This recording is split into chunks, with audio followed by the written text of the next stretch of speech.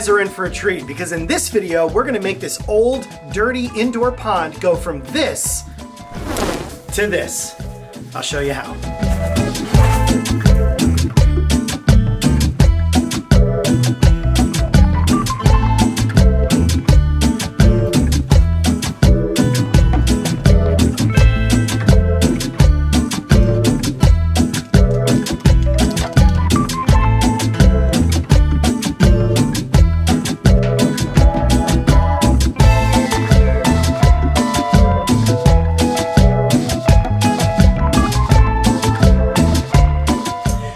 The indoor pond in the nature room for a while now. We house the variety of aquatic turtles in here, mainly the 4 types of painted turtle, but they really do better outdoors here year-round, and we wanted to do something else. We have other aquatic habitats in here between the Mata Mata setup and the Diamondback terrapin tank, so we're gonna convert this thing, now that it's drained, into a rearing unit for some young tortoises that you guys have seen in some of our other videos. So what I have to do is I gotta get all this sand and oyster shells and everything out of here, cut the liner down. We're still gonna use some of the liner obviously to help with the moisture at the bottom of this, put all new substrate in and have some fun decorating it, and we're gonna make it look awesome.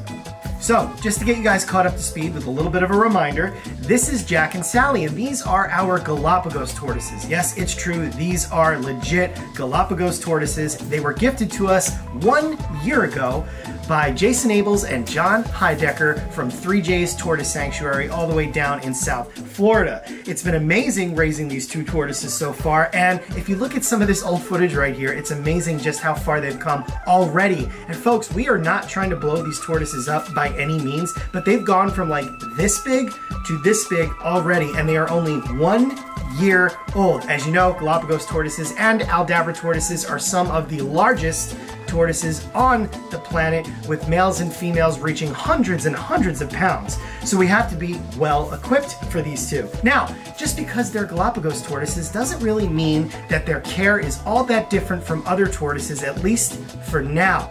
When Jack and Sally are fully grown, they're gonna need some pretty massive accommodations, which we will be prepared for. But for now, being juveniles, their needs are really as similar as a young Hermann's tortoise would be. Now, they're good size already, you know, pushing maybe 6 inches already, but they're still babies. Remember, they're only 1 year of age, and Galapagos tortoises can reach ages of well over 100 years. So we've got a long, long, long way to go, and yes, there have to be plans for them for when we pass on, because they'll most likely still be around.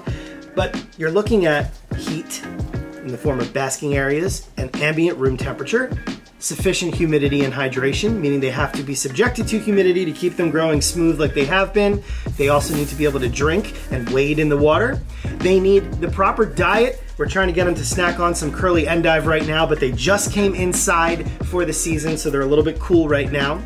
And they of course need hiding areas. So those are your main simple components, and you can get creative. But we are talking about tortoises that are already a pretty decent size, even though they're babies, and they will continue to grow. So what we're doing is converting our old indoor pond into a rearing unit for them for the winter. These tortoises will at least get to spend the fall, winter, and spring in this unit before they go back outside in late spring, because they're not gonna be that much bigger between now and then. This unit is 8 by 8 feet, so it is plenty of room for the 2 of them, and it will last them for several months, and who knows, maybe we will get more time out of them. But the fun part of this is the center unit in our nature room, so what better way to use it than to showcase the world's most famous tortoise species. These are Galapagos tortoises, and they're going to be featured right in the center of our nature room. And you know what? When they outgrow it, we'll basically be using it as a tortoise rearing unit, and hey, you never know who's going to be in it in the future. Galapagos tortoises, of course, come from the famous Galapagos Islands, where there are actually several different species of them. Now, most of the Galapagos tortoises in captivity are actually crosses between the different types, so we're not 100% sure what Jack and Sally are completely made up of, but they are, in fact, 100% Galapagos tortoises, so you are looking at the baby version of the real thing right here. Galapagos tortoises are endangered, and in fact, some of the species have gone extinct. There have, however, been some rediscoveries. Forrest Galante in recent years rediscovered the Fernandina giant tortoise, so that's just one little light of hope there at the end of the tunnel for you. They are heavily protected, which means these tortoises in the United States cannot cross state lines for monetary purposes without a federal captive bred wildlife permit from the United States Fish and Wildlife Service. These animals were gifted to us. We work with a lot of different facilities and working with 3J's Tortoise Sanctuary and getting the word spread about the incredible work that they're doing with these animals. We have these animals here in the flesh, and they're growing up with our own children, which is really amazing. And hey, make sure you click the link above me to go check out the original video we did on these two little tortoises, well, little tortoises, right here. It's called The Gift of a Lifetime, and you can get the whole backstory, and you can actually witness us opening up the box and welcoming these two tortoises to Garden State Tortoise for the first time. So, enough about all that. We've got to get this enclosure ready for Jack and Sally so that they can stay comfortable from now until March or April, depending on how the spring is going to go in 2023.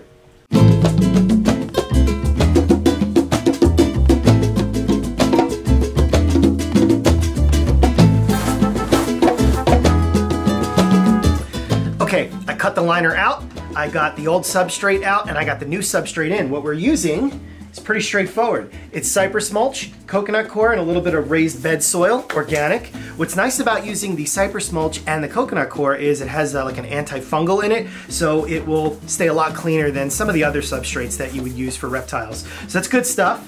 Nice mix here, holds humidity well, and it lets the tortoises burrow a little bit. Galapagos tortoises don't do too much of that. But you know, basically what I want you guys to know right off the bat here is don't get scared away because I'm setting this up for Galapagos tortoises. This is going to work for a wide variety. You could do redfoot tortoises in here. You could do Forstens or elongated tortoises, or I mean, the list goes on and on and on. You know, you wouldn't put an Egyptian tortoise in something like this, but the animals that require more humidity and a little bit of a damper substrate, this is what is going to work well for them. So pay attention. Again, this is 8x8. It's a square enclosure made out of 4x4 ties. Pressure treated, doesn't harm the animals whatsoever. I have the composite on the top here for the lip. I got a little lazy, I didn't make the corners, you know, neat looking, but it's effective. It's got a nice lip on it so nobody can climb out. We got some goodies, and we're not gonna go nuts with this because we want the tortoises to have enough floor space, and they can be messy. Anybody who keeps decent sized tortoises know that, you know, all you need is an animal this big and it's gonna wreck everything. But we are gonna get a little creative, so let's get started. Okay, so there's no rhyme or reason for the order that I'm going in here. I'm just choosing to start with this. So I've got some of these really gnarly looking pieces of driftwood, and they were taken from other units. Like this one was already in the pond, but it didn't come in contact with the turtles that were in it, so it's safe to use. I actually constructed it to be tacked into the sides, and it holds the basking light. Works really well. It's very sturdy once it's all, you know, really tacked in there. And not going anywhere. You don't want any of this stuff to fall. You can go a more simple route. You can use the simple L brackets that they sell that hold lights and just kind of drop them down wherever you want. I like to get a little more creative, so that's why I'm using this driftwood. This is also going to create kind of a shelter. These are areas that the tortoises can go underneath, and they'll feel somewhat covered, which is good. We are gonna have to add other hiding areas, but I'm gonna start right here by tacking this really big piece into the side here so that it does not go anywhere.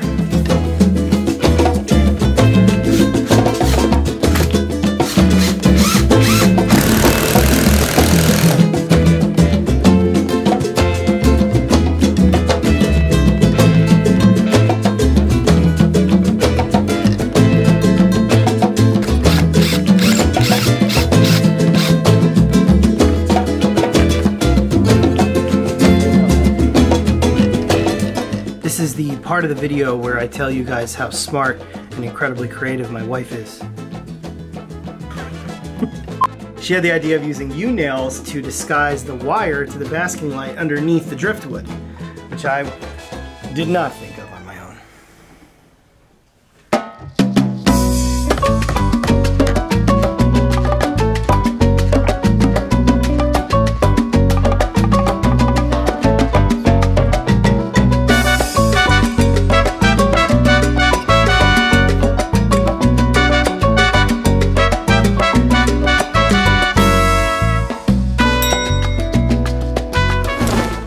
is 160 watt mercury vapor light, which means it offers UVA and UVB, and that's all we're gonna do. We're not gonna go nuts with anything else here because these tortoises get to spend more than half the year outdoors under the natural sunlight. So it's not as important.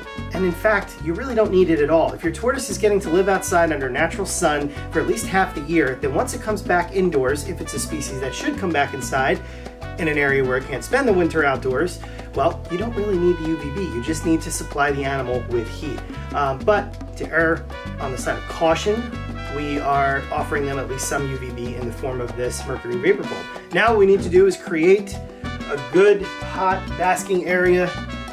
These are tortoises that do come from the Galapagos Islands, so they do need high heat in their basking region.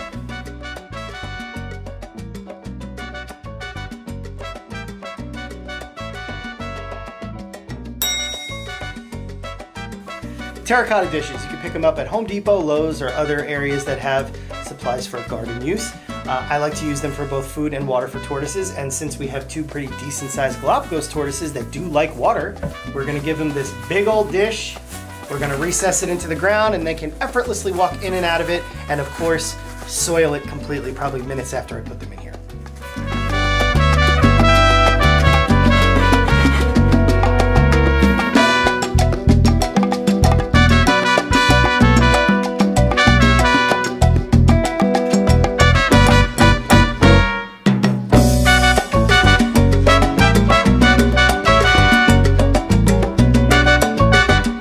So now we got to add some plants. Plants are usually one of my favorite things as far as aesthetics go in adding to any reptile enclosure. We got to do a little bit different this time though, because we're dealing with powerful tortoises, even at their small size right now. So we're not going to be completely recessing these into the ground. We've got them in pots, similar color to the walls and the actual enclosure in here, so it won't stick out too much. But these are the kind of things you have to take into consideration when you're dealing with powerful animals and intelligent animals. Galapagos tortoises can move stuff if they really want. Before you know it, they knock over a plant and they can really make the enclosure look terrible in just a matter of minutes. So, to avoid that kind of stress on me, we're gonna keep these in pots and we're just gonna recess them a little bit. And it's just to, it adds cover, it makes things look nice, and who doesn't love a money tree? This is money tree, or also known as jade, and we also have a ponytail palm, as well as some succulents. These are all safe if the tortoises do choose to eat them, like if the leaves fall off. But that's another point right there. By keeping them in pots and up higher, the tortoises won't be able to eat them completely to the ground and destroy them that way too.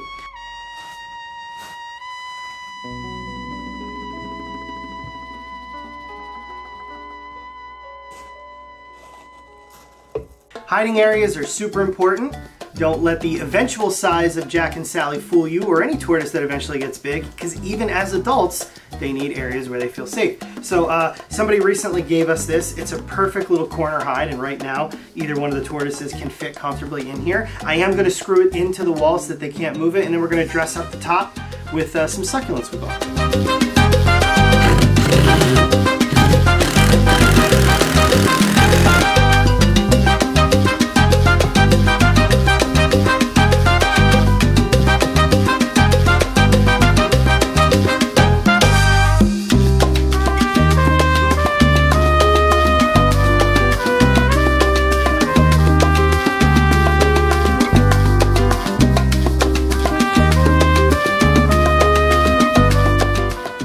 So while this may not be a toad ranch enclosure or one of our more elaborate setups or designs, that's okay, because you guys don't need to always see just that. Sometimes it's best to see what's simple and effective, and that's exactly what this is. This is set up to accommodate two tortoises while they are in this stage of their life, and when they grow out of it, we'll put something else in it. The plants are safe, everything is secure and isn't going anywhere, so nobody's gonna get hurt, and it has everything. It has the basic needs for these animals. These animals can thrive in here until they go back outside in the spring, and they're already exploring. I'm sure they're going to destroy quite a few things, including defecating in the water bowl, but that's fine. They're tortoises and that's all part of the fun. So I'm excited to see how they do this winter here in our nature room, especially as being the centerpiece, where when people come over here and we have family and friends, they get to interact with juvenile Galapagos tortoises. Before I go, guys, I want to let you know that Casey and I are starting our very own Patreon. We plan to launch it sometime in November. Right now, we're in the building stages of it. We're going to put a lot of fun stuff in there, And as we grow more and more committed to making content for you guys out there, we definitely are going to need to have a Patreon in place, and we can't wait to show you guys, and we hope some of you join to help support the future of Garden State Tortoise.